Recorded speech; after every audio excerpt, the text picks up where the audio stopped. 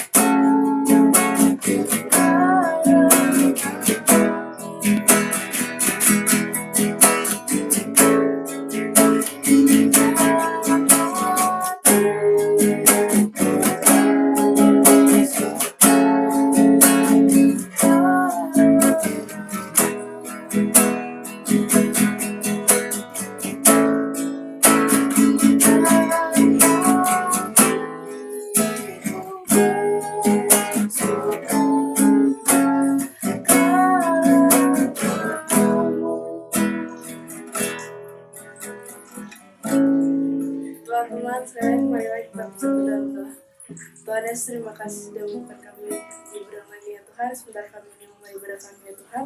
Berkati ibadah kami dari awal hingga akhir ya Tuhan. Semoga bisa berjalan lancar. Begitu juga Gue selalu mengiyakan bahwa firman ya Tuhan. Berkati hamba ya Tuhan dan juga berkati kami yang kami. Terima kasih ya Tuhan. Hanya dalam nama Tuhan Yesus Kristus. Haleluya. Amin. Puji Tuhan, teman-teman, kita udah menyembah nama Tuhan. Sekarang kita mau angkat satu pujian, yaitu adalah sukacita di hatiku.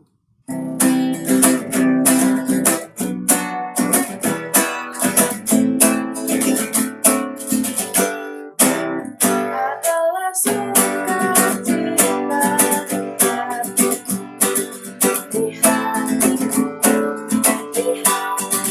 adalah sukacita di hatiku.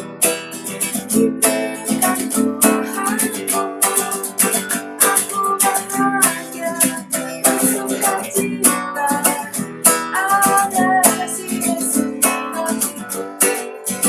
Aku bahagia, bersukacita, ada kasih Yesus di hatiku. Adalah damai sejahtera di dalam hatiku.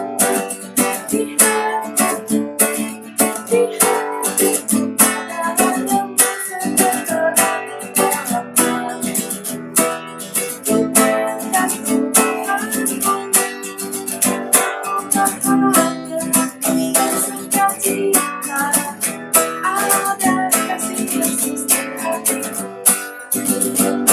Aku bahagia, bersukacita, ada kasih Yesus di hatiku. Aku bahagia, bersukacita, ada kasih Yesus di hatiku. Aku bahagia, bersukacita, ada kasih Yesus di hatiku. Adalah sukacita di hatiku, di hatiku, di hatiku, adalah sukacita di hatiku. Diberikan Tuhanku, aku bahagia, bersukacita, ada kasih Yesus di hatiku. Aku bahagia, bersukacita, ada kasih Yesus di hatiku. Ada kasih Yesus di hatiku. Ada kasih Yesus di hatiku. Puji Tuhan.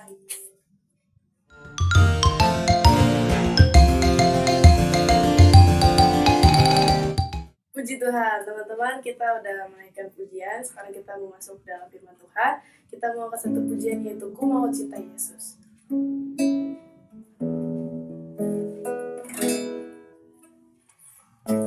Cinta Yesus selamanya. Cinta Yesus selamanya. Meskipun badai sering berkali-kali tetap cinta Yesus selamanya. Cinta Yesus selamanya. Cinta Yesus selamanya. Meskipun badai sering berkali dalam hidupku, tetap cinta Yesus selamanya.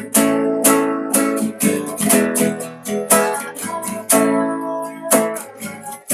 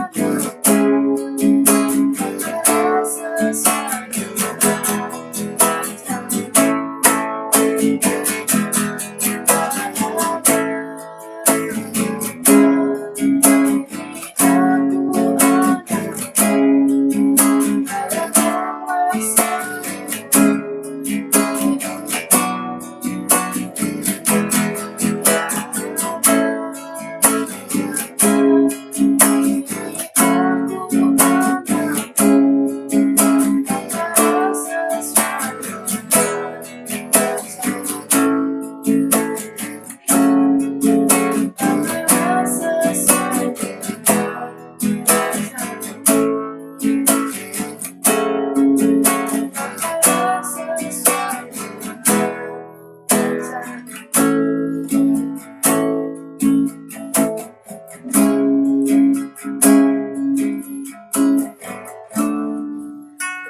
marilah kita bersatu dalam doa. Tuhan, terima kasih sudah memilih kami ya Tuhan dari awal hingga pertemuan ya Tuhan. Sebentar kami akan mendengarkan sebagian dari firman ya Tuhan. Berkati semoga apa yang disampaikan oleh hamba ya Tuhan dapat kami mengerti dan dapat kami tanam dalam hati kita Tuhan. Terima kasih ya Tuhan. Hanya nama Tuhan Yesus Kristus. Haleluya. Amin.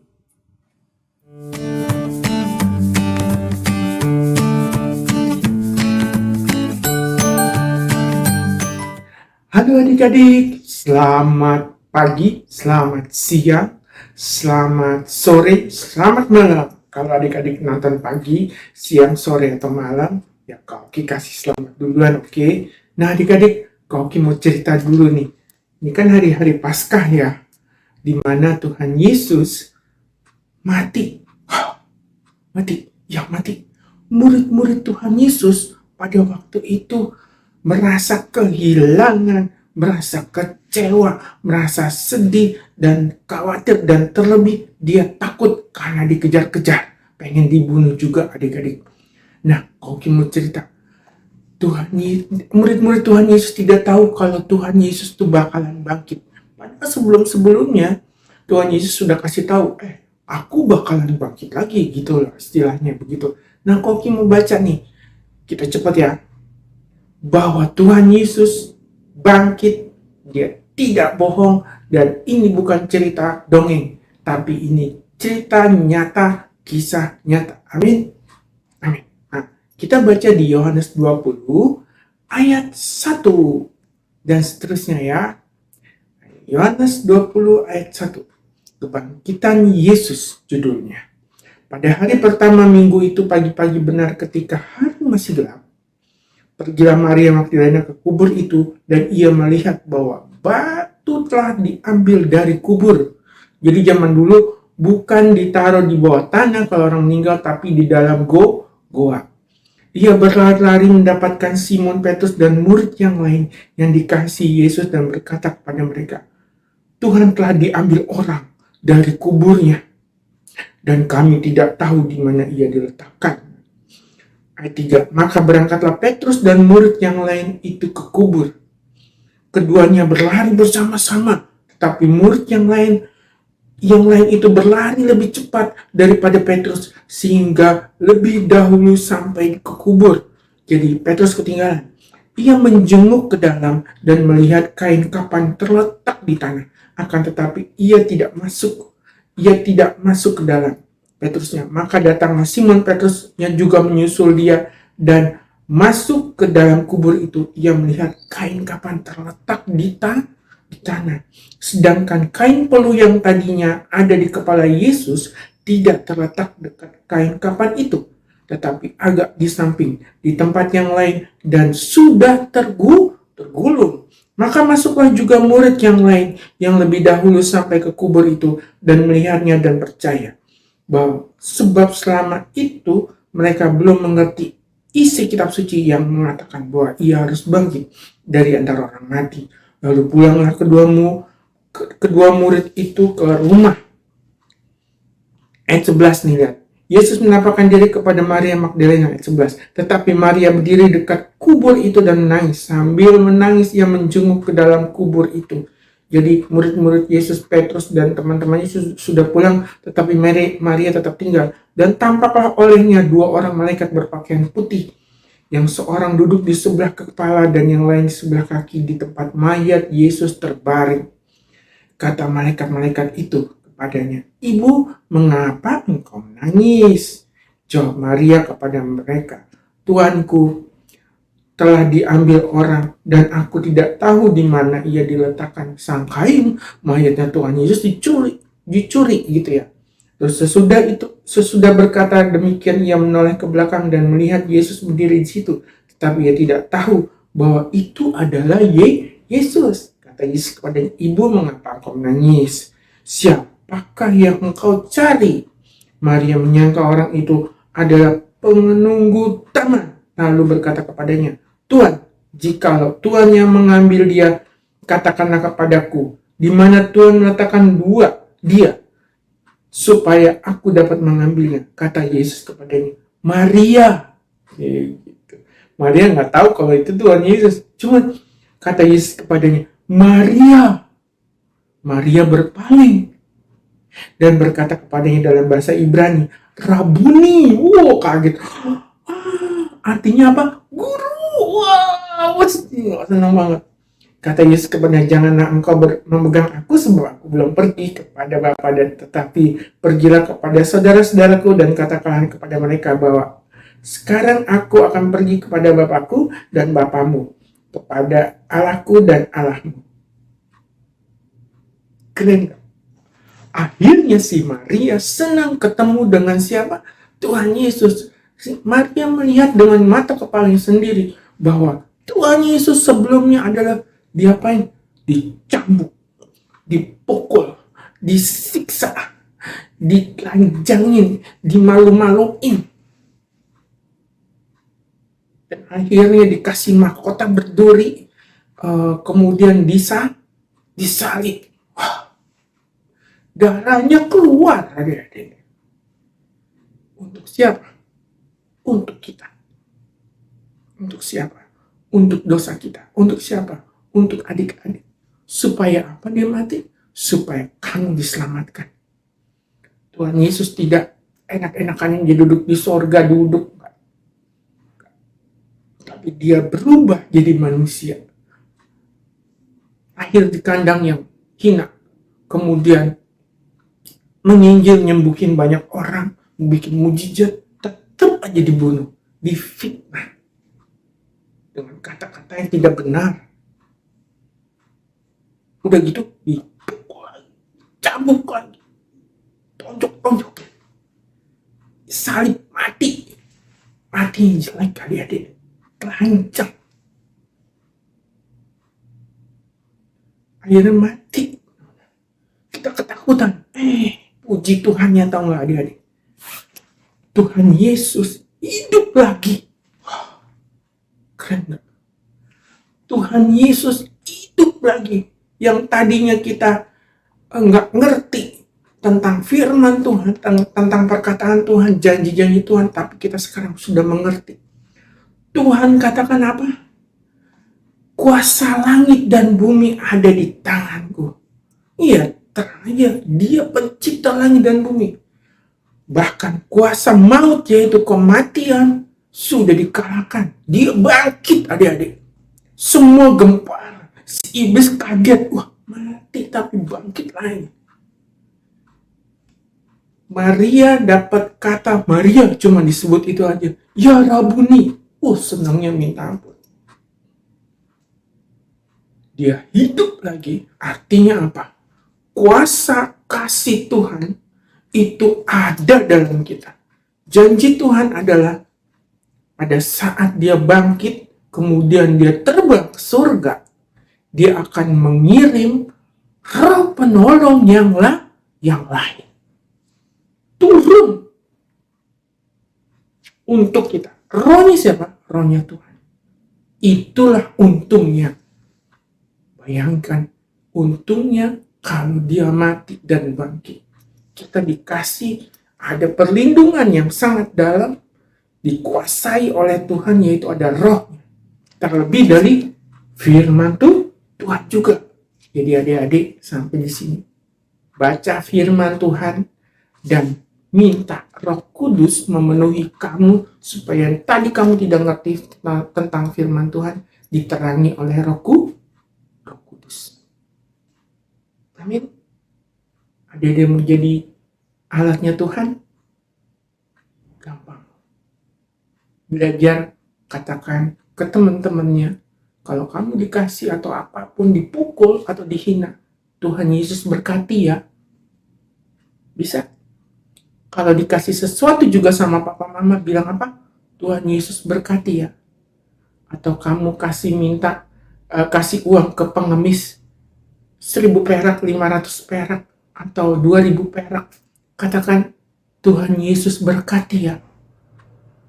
Itu adalah kata-kata pertama untuk penginjilan, belajar penginjilan. Penginjilan bukan untuk pendeta. khusus pendeta, untuk penginjil, untuk guru sekolah minggu kayak Oki, bukan. Tapi penginjilan itu disuruh oleh Tuhan. Matius 28 katakan apa? Jadikanlah semua bangsa muridku. Kamu disuruh.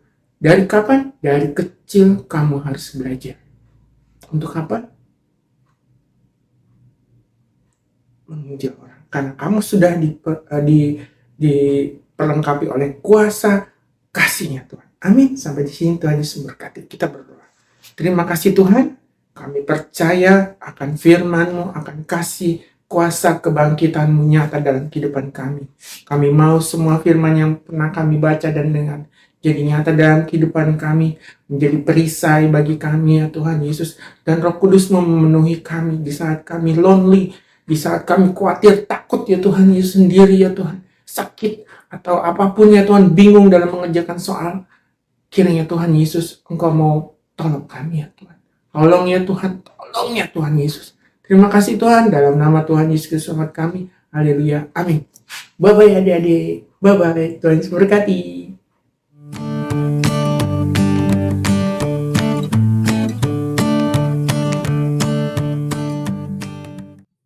Puji Tuhan teman-teman, kita udah memuji-mujikan nama Tuhan, kita sudah mendengarkan firman Tuhan, kita sudah berada di ujung ibadah kita. Oleh karena itu, marilah kita bersatu dalam doa. Tuhan, terima kasih sudah memimpin ibadah kami dari awal hingga akhirnya Tuhan. Terima kasih Engkau sudah menemani kami dalam ibadah online kami hari ini ya Tuhan. Kami berdoa semoga kami dapat berjumpa di ibadah online lainnya dan ibadah offline lainnya. Terima kasih ya Tuhan. Berkati guru-guru sekolah minggu yang sudah melayani pada ibadah online ini ya Tuhan, dan berkati juga teman-teman sekolah minggu kami yang sudah mengikuti secara online. Terima kasih ya Tuhan. Hanya dalam nama Tuhan Yesus. Haleluya. Amin. Dadah.